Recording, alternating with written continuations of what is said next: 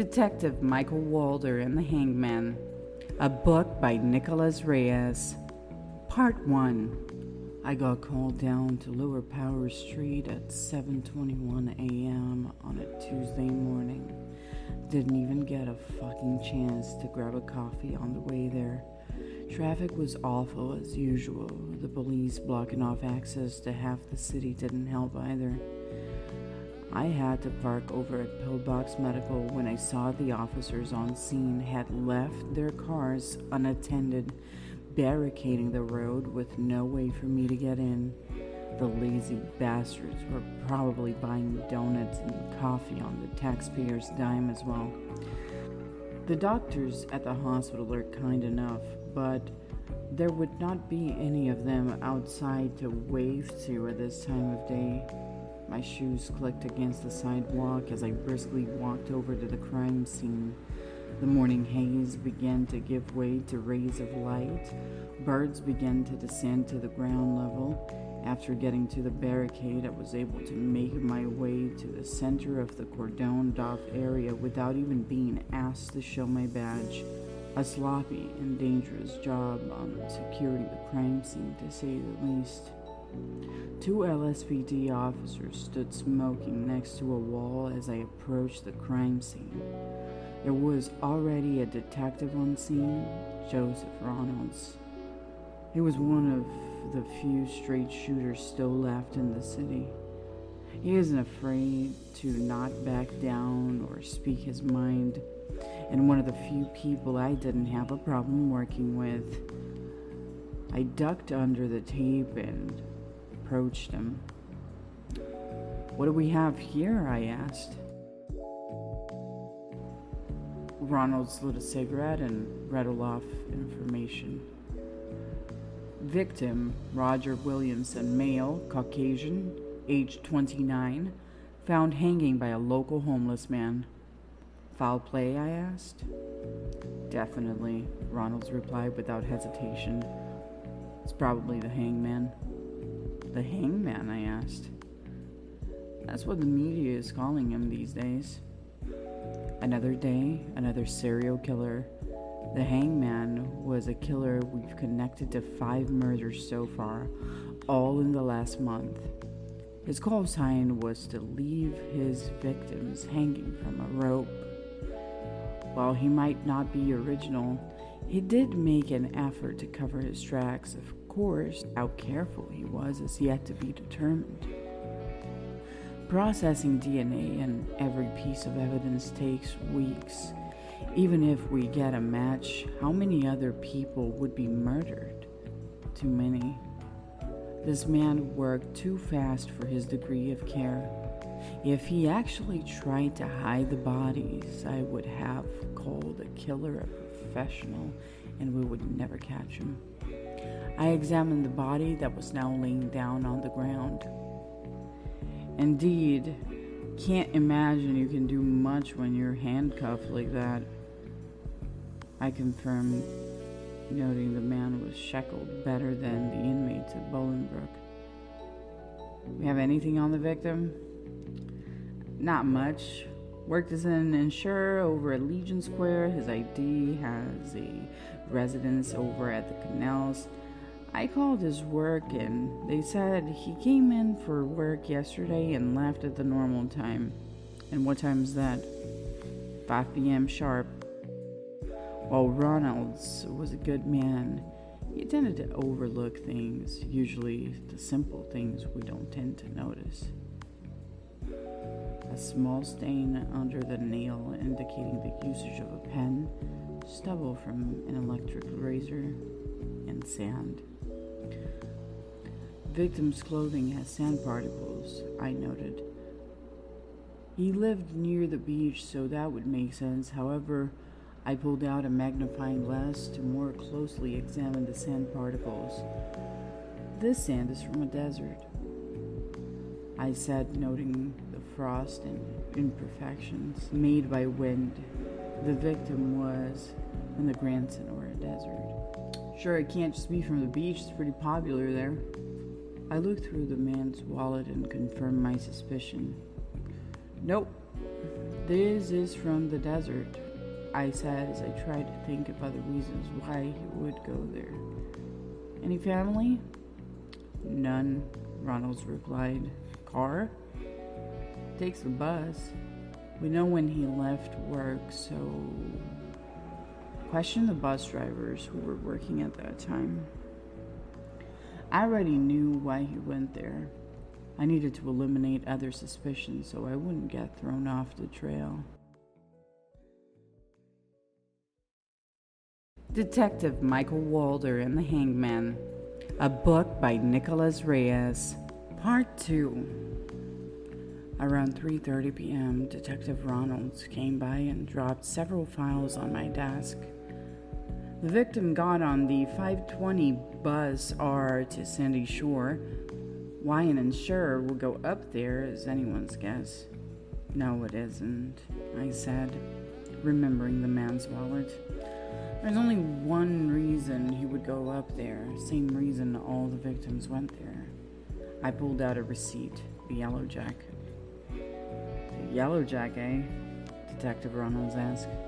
I nodded and replied, yes, but he never made it there. How do you know?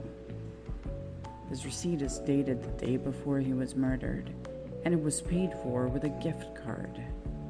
I showed Ronalds a gift card the man had. This one was hidden in his suit pocket. It's possible the killer forgot it or couldn't find it, I said. So the killer lured the victims north with gift cards, huh? Ronalds replied. Yeah. Well, it's probably someone at the bar itself. Driver has an alright alibi. Oh, really? Yeah, there's no way he could have dumped the body since he was working a double shift and the bus went nowhere near the dump site. Could someone else have been driving? No. I called up a few of the pass holders that were on the bus and they described him. I got up from the chair and slowly walked around my desk. I picked up my police-issued sidearm and badge. Guess I'm going to have to find out myself. I walked out of the station to wait for the 5:20 line R bus. Detective Michael Walder and the Hangman, a book by Ncholas Reyes, Part 3. You never know what's going to happen to you when you get caught up in a case. My first rule is to never trust anyone. You can't in this city. Never can tell if the smiling construction worker is secretly a flesh-eating psychopath or if your friendly neighborhood mailman is responsible for the latest triple homicide. Cops aren't much better either. Most of them are incompetent at their job and couldn't catch a common shoplifter. The rest of us are cynics who would rather throw ourselves into dangerous situations alone so that we can do things our way. Is our way the right way? The good way? Fucking hell no, it isn't. But it's the only way we have. The only way that gets results. And at the end of the day, that is all that matters. So a few people might get hurt in the crossfire, but that's just a miserable fact of this city. Something that you have to come to accept if you want to get anything done. Sure, you could be the good cop that gets everyone out alive.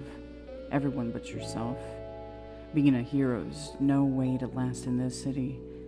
Because what every hero in the city has ever had is pushing up daisies at the cemetery. But we're not all perfect. Sometimes you violate your own rules. You think you can trust someone to handle a simple task, or maybe you just subconsciously gloss over what someone said. The one mistake I made on this case was believing the bus driver had an unsinkable alibi. It was actually putting trust in my fellow officers to pull through on questioning and a simple investigation. So when I rode the R line up north, I watched the passengers. Gradually they all faded to just myself and a woman wearing a black dress. She had short brown hair and an unassuming expression. Maybe 25 years old and around 5'9". She had a small bag with her and she used to store a book she was reading. A dime romance novel that she nearly finished on the way up. When the bus stopped at the Yellow Jack, it was pitch black outside. She got off first, perhaps looking to party or a drink, maybe something more, murder.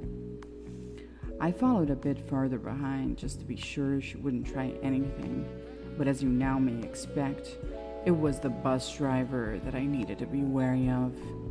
As I just started to go down the steps, he moved in to strangle me. He placed me in a chokehold before I knew what was happening. It's in these moments of life and death where your instinct takes over. You can't just think your way out of it. In just 5 or 6 seconds, you're out cold, and then you're dead.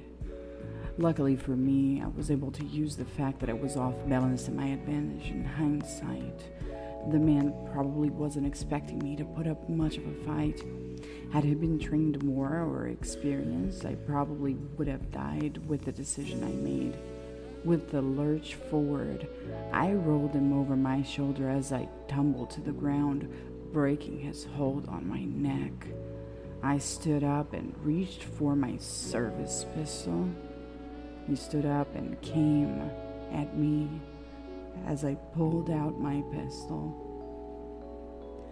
At such close range, it was impossible to miss as I aimed at his center mass. Bang! 1 gunshot. Bang! A second gunshot. He tumbled backwards. I picked myself up as he collapsed to the ground and climbed back up into the bus. His chest rose and fell slower and slower. I reloaded and got on my radio to call dispatch for medical.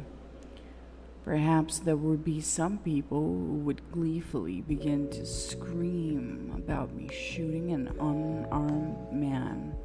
An unarmed man who had tried to murder me.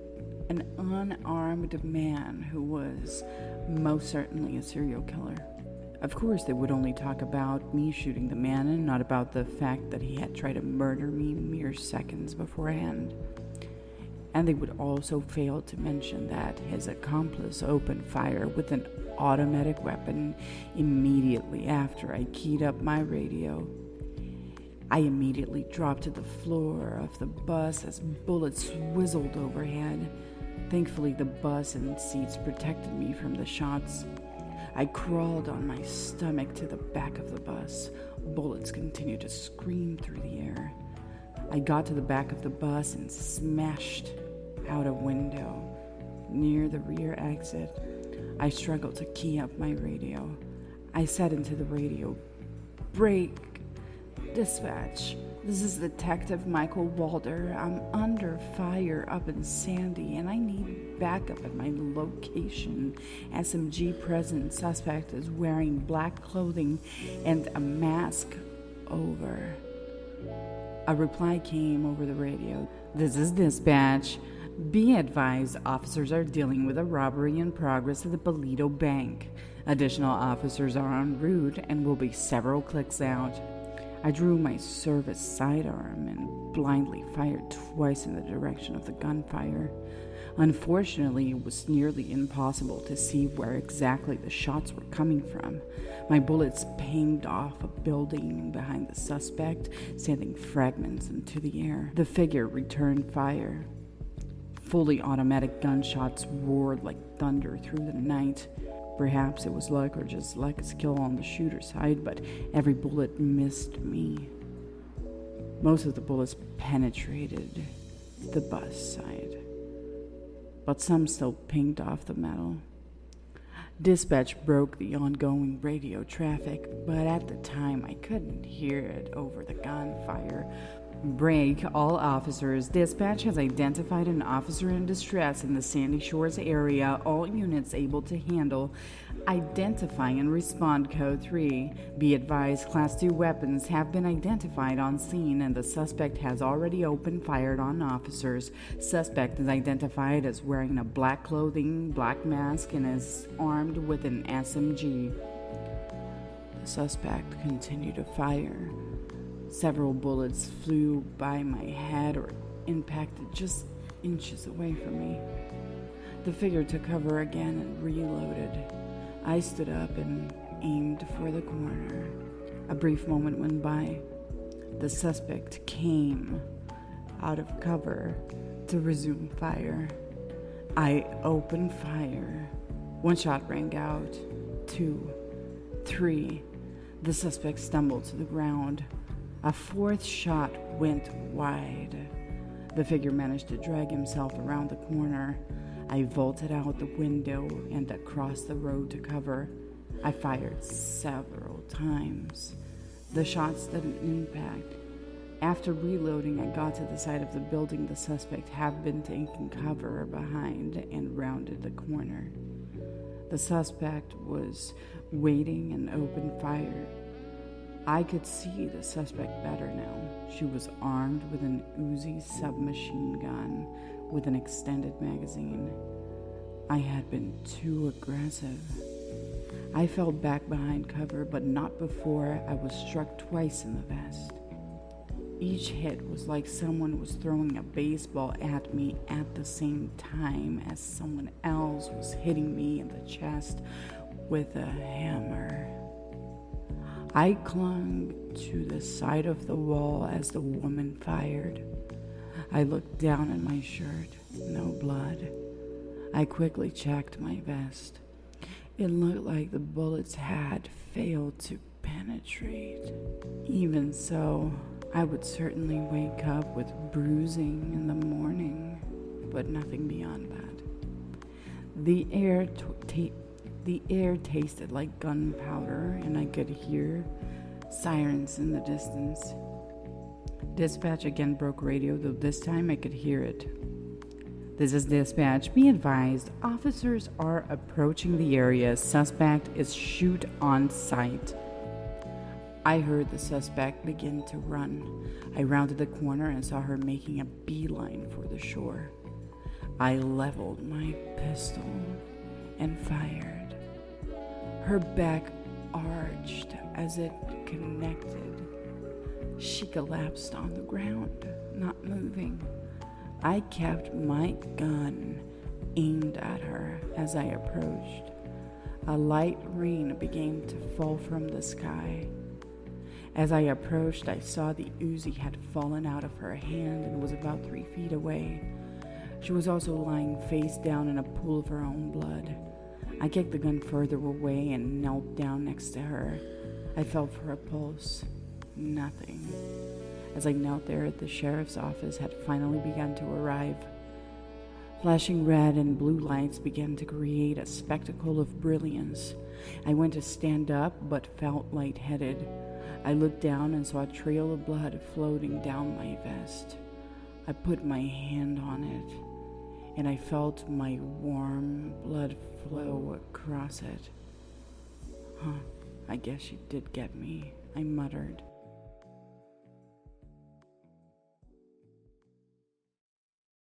Detective Michael Walder and the Hangman. A book by Ncholas Reyes. Epilogue. I woke up in the hospital 2 days later after passing out from blood loss. It turns out the hangman was 2 people, the bus driver and the woman. The bus driver would bring victims up to Sandy and strangle them as they left the bus. He would also drop off gift cards to lure potential victims, targeting men and women likely to use the R line. The woman drove to seize victims into the city so that the driver had an alibi and was armed in case someone survived the ordeal or a killing turned south. Why did they do it? A couple $1,000 in cash and phones? The city disgusts me. Rotten to the core with an insatiable thirst for money. Greed that has corroded this place into a hollow shell of its former self. This greed and corruption has not only consumed the criminals I deal with every day, but the police force itself. Am I the only person with a goddamn spine these days? Or that has a drop of intelligence? How the other detectives could have said the bus driver had a solid alibi is beyond me. I haven't got anyone to watch my back these days. If you enjoyed this sexy book written by Ncholas Reyes, don't forget to also listen to Detective Michael Walder and the Chainmaker, Detective Michael Walder and the Devil Stealer, Detective Michael Walder and the Silver Demise, Detective Michael Walder and the Return of the Chainmaker, Detective Michael Walder and the Mystery of the Vanished House, Detective Michael Walder and the Philosopher's Pact. Series 2, Strings of the Shadow, Detective Michael Walder and the Shadow Dance. I guarantee these books will provide you with a sexy time. Until next time, I'm Sexy Nancy for FuckYourDad.com audiobooks.